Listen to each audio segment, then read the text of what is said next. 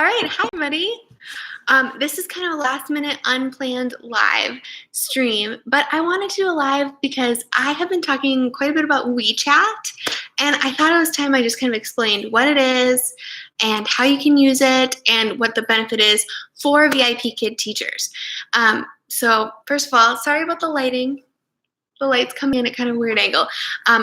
This will be a short live, only about 10 minutes because my kids are home. It is Valentine's Day. Happy Valentine's Day.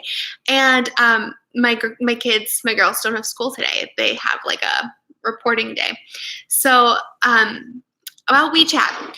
First of all, what is WeChat?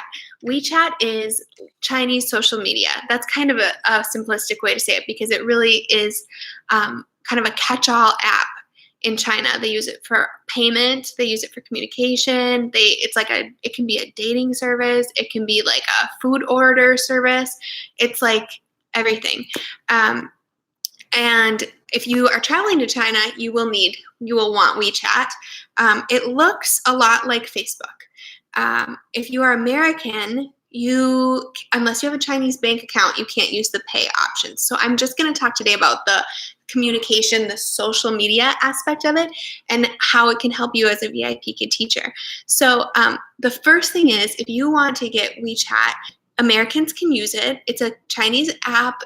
The thing is, and this is the thing that will kind of trip you up at first, you have to have somebody who has been on WeChat for at least 6 months to like validate your account.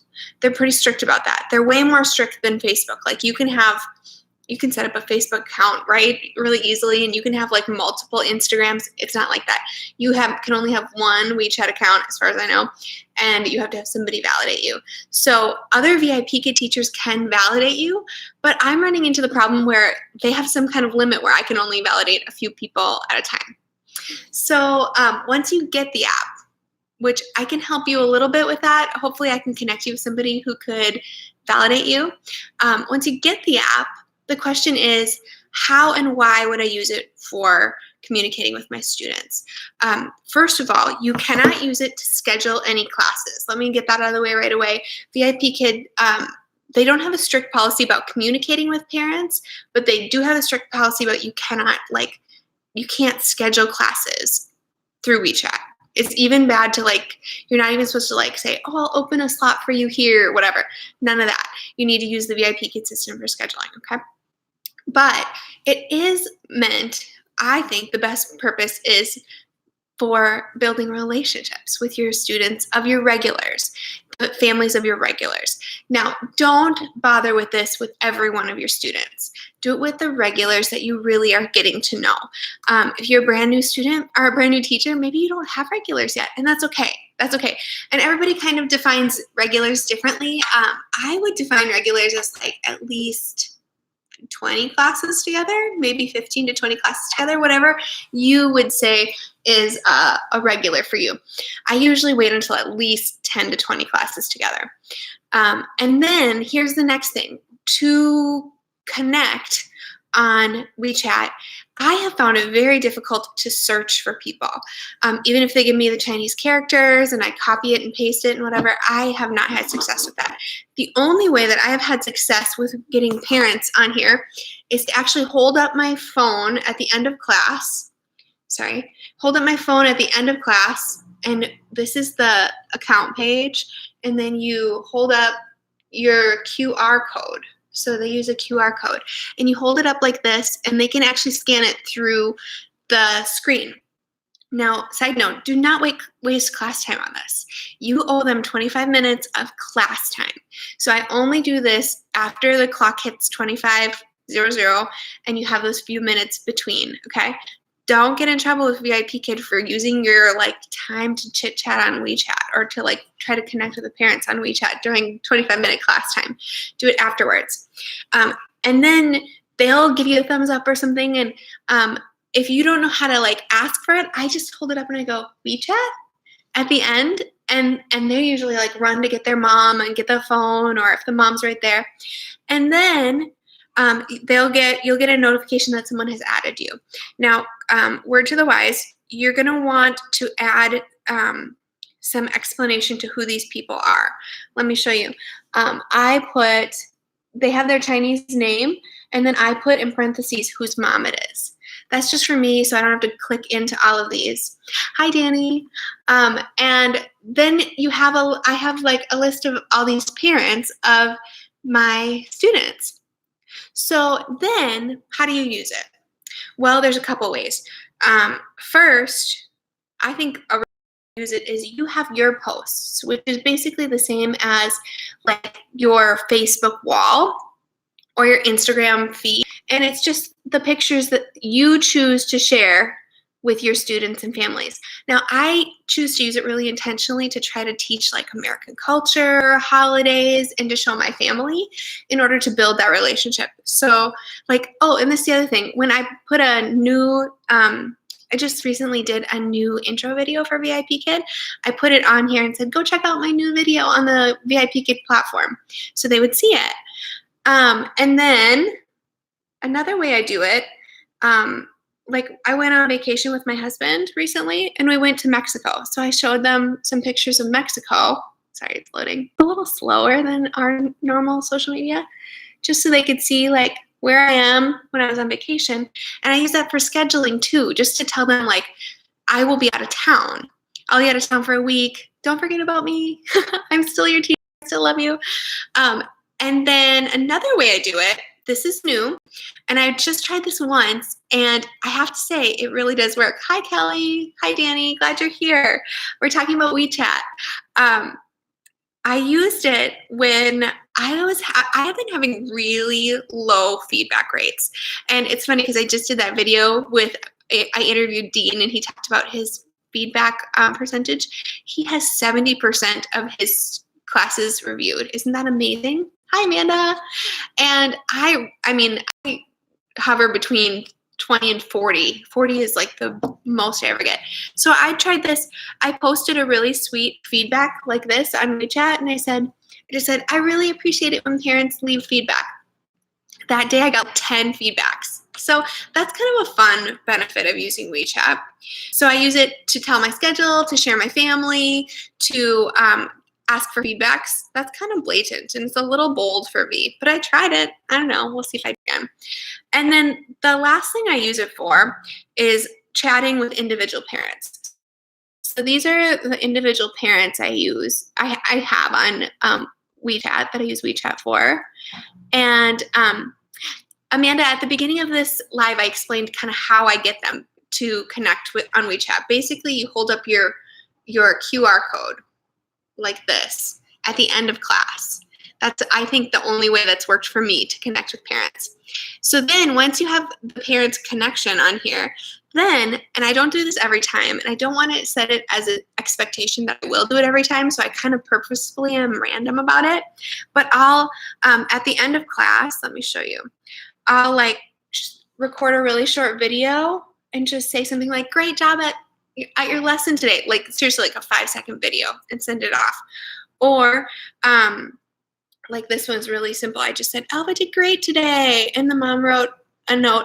I do that especially because a lot of my students right now are students that are home taking lessons right after school with grandparents, and their parents are not in the room or even at home. Their parents are still at work, so they're not like, they could watch it online, but they're probably not. So just to update the parents, your child's doing great. And then I did have one situation where a student was just really goofing off. You know how it is. And he's just a wild little boy. And I wrote the mom and asked if she would sit with him for the next couple classes. And she did. So those are the kind of ways I use WeChat. So yes, Kelly, I see don't judge your rate until the month is over. After your comment on last night, I did look back, and I still, in January, only had like 31% feedback rate. I don't know if the WeChat thing will help or not. Yeah, so what other questions do you guys have about WeChat? When I went to China, it was so valuable because then I could coordinate with the families that I was meeting there, and I asked them if they lived in Beijing. And I asked them if they were coming to the meetup. I asked them if they wanted to, spend time together after the meetup. And it really was a great way to connect. Yeah, it was really fun. The thing about WeChat this is so extra. You do not have to do this. And I didn't even consider WeChat for the longest time of teaching. I think I had been teaching for nearly 2 years when I got WeChat. So if it stresses you out, if you're like, I can't even keep up on like any of the other stuff, don't worry about it. You don't have to do it. You don't have to do it. And frankly, I think you could easily stress yourself out with it. You should only use it for families that you really want to build a relationship with. And you can decide, what that looks like for you. Yeah, any other questions? What do I not like about it? That's a good question, Danny. I would say there's really nothing I don't like about it because I've kind of kept it in check. I've set boundaries for it. Parents don't ask for classes on it at all, and if they did, I would basically ignore it. Yeah, I love it. It's a fun picture into the lives of our students too. A lot of times our parents post, just like you would post about your kids on Instagram or Facebook, the parents post about their kids. And sometimes they'll even like show pictures of them taking their VIPKID class or videos, which is kind of fun because you get to see what it looks like on the other side. Yeah. Yeah. Yes, Danny. I feel like you have to set boundaries. I am big about boundaries with all of my social media. And I know, Danny, you are too. I think you have to kind of decide ahead of time what you're going to do with it. If it's going to cause you stress, it's going to overwhelm you. If you are like a person who's easily addicted to social media, maybe it's not a good idea to add another Chinese social media, right? Yeah. Hi, Evelyn. How are you? Yes. So in the comments, tell me, have you used WeChat? What are your initial impressions of it? Do you think it's like too much, silly, overwhelming? And do you feel like you have a good connection with your students without using it? Because if you feel like you have a good connection, a good relationship with your students, then why go through the bother of it, right? I was kind of feeling, I guess, a little stuck, especially with my older students. Yeah, I really wanted to connect with them more, show them parts of my life, and see parts of their lives, whatever they feel comfortable sharing. So let me show you some of the things I've shared. So go to my posts. As you guys know, I live in Minnesota, right? So I show them whenever it snows, like a big snow. This is hard to see with the lighting. But I show them some of my snow pictures because they always like that. Oh, this was another one. I've recently gotten back into playing piano. I played all through my childhood, and my husband and I decided we wanted our girls to do piano lessons. And instead of jumping in and paying for a teacher, I'm going to try teaching them for a while, which means that I need to like brush up on my own piano skills. Anyway, long story short, I recorded myself practicing piano. It's not perfect on purpose. And I recorded it because I know I have a lot of students who play piano. A lot of Chinese kids play piano. Have you noticed this? And I just said, practice makes perfect, or practice makes progress or something. And then I showed them that I'm still practicing piano.